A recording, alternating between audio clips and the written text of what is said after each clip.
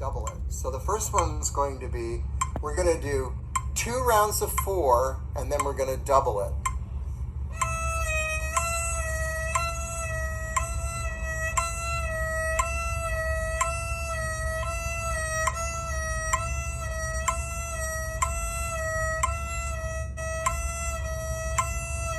Then it doubles.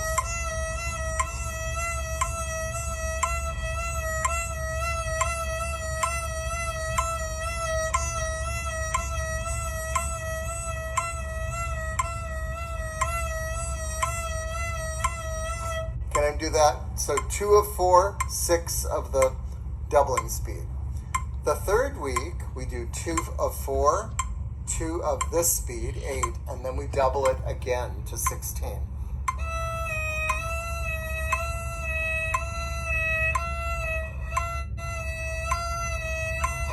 Second one.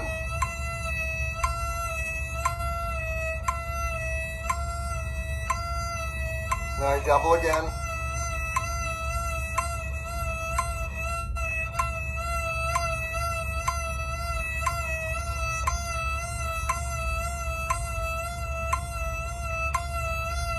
And then double again.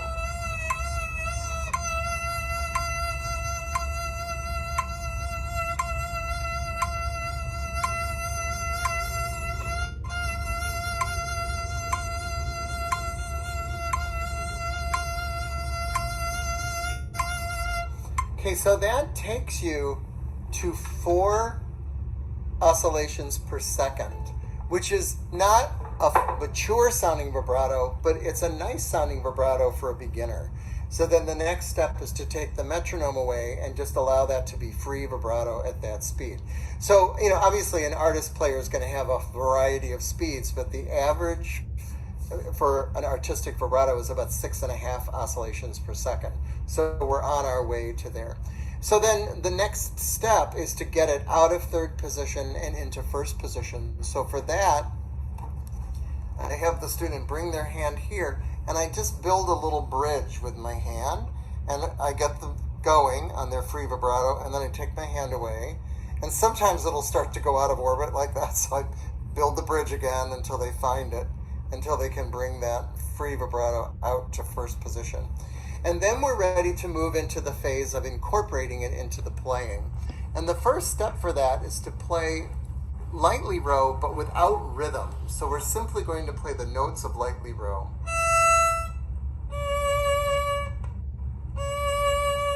And what I am asking them to do on each finger is to find the balance of their hand on that fingertip. So balance on your 2.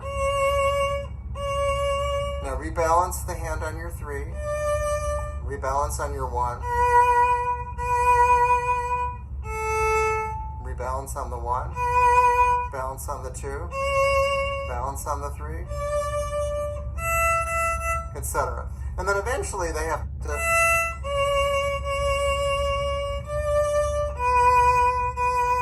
be able to do it in the context of time. And then it's basically like a little hop, skip, and a jump through some of those early songs, adding vibrato to it. And then I also have some, what I call the finishing exercises. So the first finishing exercise is called quick starts, because a lot of kids vibrate like this.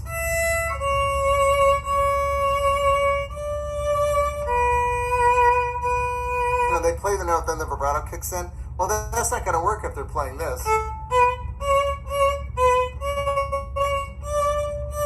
So I want this whole perpetual motion with this throwing action of throwing the finger and getting the vibrato started right away.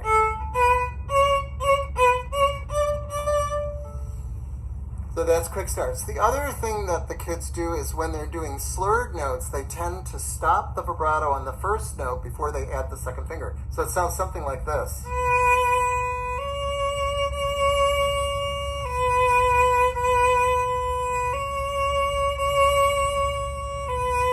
So we have to keep the vibrato continuous. This one's called Please Pass the Vibrato. So we're passing the vibrato from finger to finger.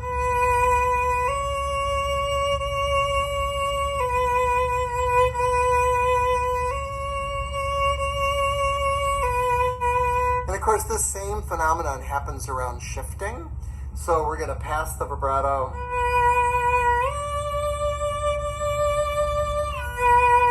Keeping it continuous.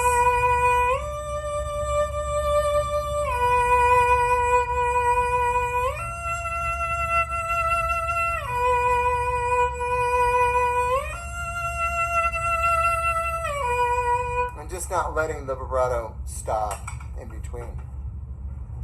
And then the other thing, so that's kind of the basic vibrato and getting it going. And then there's like another level when they get to book 5 and they're playing the first movement of Vivaldi G minor. I want them to vibrate every 8th note in the piece. And that's when we start to see all the tendencies to not vibrate show up in the playing. And those tendencies are to not vibrate extension fingers, so low 1s and high 4s, even low 4s sometimes they don't want to vibrate. The second note on a slur, the note before or after a shift, tends to not get vibrato. So by working through that piece and breaking all those tendencies, and my goodness, there are some notes in that Vivaldi G minor, like you're shifting from 3rd position to 1st position on a slur and you're going to a low 1. It's like that poor note is never going to get vibrato. It's got 3 strikes against him. 3 of the tendencies all in one note. So going through and finding those places and noticing why we don't tend to vibrate them. And it really is cultivating the ear. Are they listening? Because what I tell the kids is that the basic rule is in every piece of music there's going to be one note value that you are vibrating. Let's say in that Vivaldi it's the 8th note. 8th notes and anything longer have vibrato. Anything shorter, 16th notes, do not have vibrato. And once you've established for the listener that notes of this value are going to have vibrato, it's weird to not vibrate one. And it's, as a listener, I'm going, why didn't that note have vibrato? So I of course, there's a million ways we can break those rules. But I feel like if they're not going to vibrate a note, it needs to be intentional. I meant not to vibrate note for a musical effect, not because my hand just didn't move. And that's